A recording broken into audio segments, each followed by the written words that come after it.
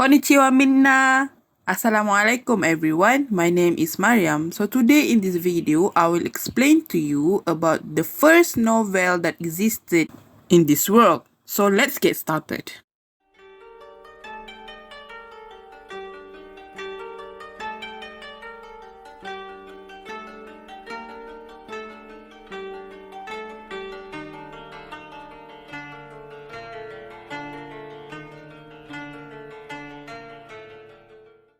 Who would have known that the first novel in the world was from Japan and written by a woman?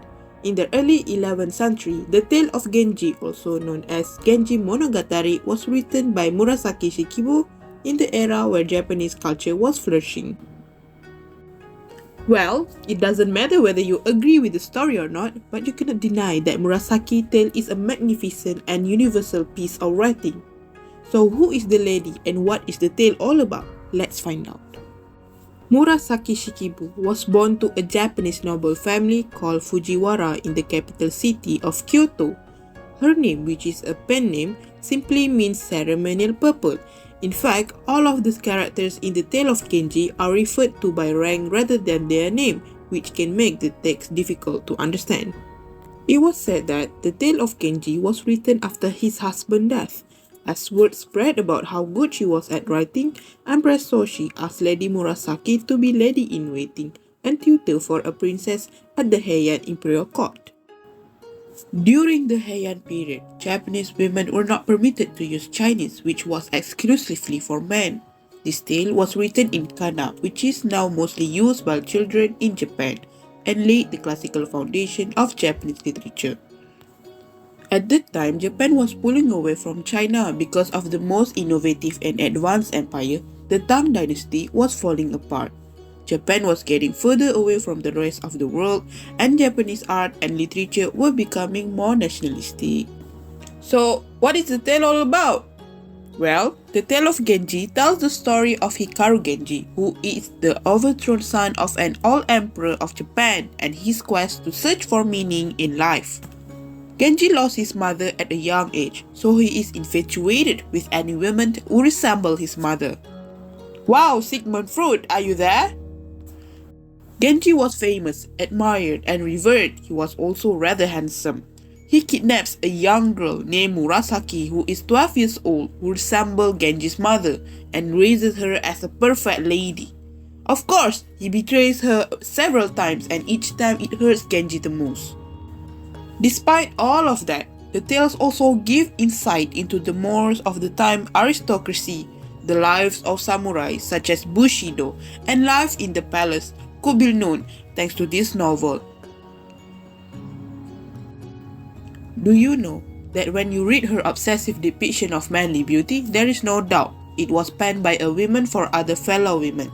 Murasaki court ladies and other high-ranking noble women received chapter by chapter parts of the 1,100-page work, which equal 54 chapters. Lady Sharashina, in her writing, expressed her delight at having a complete copy of the tale in her court diary. Also, the Tale of Genji was remarkably constant despite its lack of plot. It has many of the same parts as contemporary literature, but instead of a dramatic climax and ending, the characters get older and their life change as they go through new things in their life. So, no wonder Tale of Genji regarded as the greatest work of Japanese literature and the first classic novel in the history of the globe. Can I know the extent of its influence?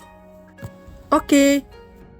Interestingly, other than becoming an important of Japan's history and the basis of classical literature, it also gave many artists ideas, especially for their art.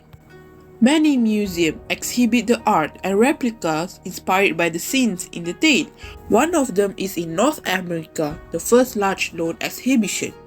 The show includes more than 120 paintings, calligraphy, silk robes, lacquer wedding set items, a palanquin for the shogun ride, and other popular arts from the 11th century to the present. There are also translations in Japanese to make it easier for the reader, such as the poet Akiko Yosano translating Genji into modern Japanese in the early 20th century.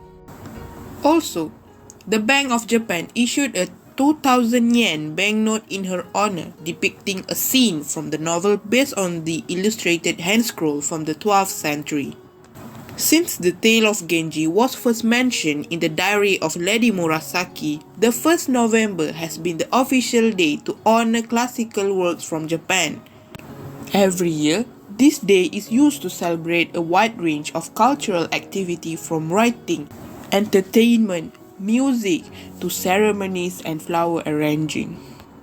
I have a question. Is there any adaptation of it? Of course it has there. We talk about Japan. It is not complete if there is no adaptation of it to manga and movies. The 1980 comic Asaki Yomemishi by Waki Yamato depicting the tale of Genji in his manga, and a 1987 Portuguese-French drama film titled O Desarge were based on this tale. There is an interesting discussion on how the tale ends abruptly. Arthur Welly, the first English translator of the Tale of Genji, believed the work was complete, while the second Genji translator, Edward Sedensticker, believed Murasaki Shikibu did not plan the story plot or ending. Instead, he imagined she would have written as long as she could.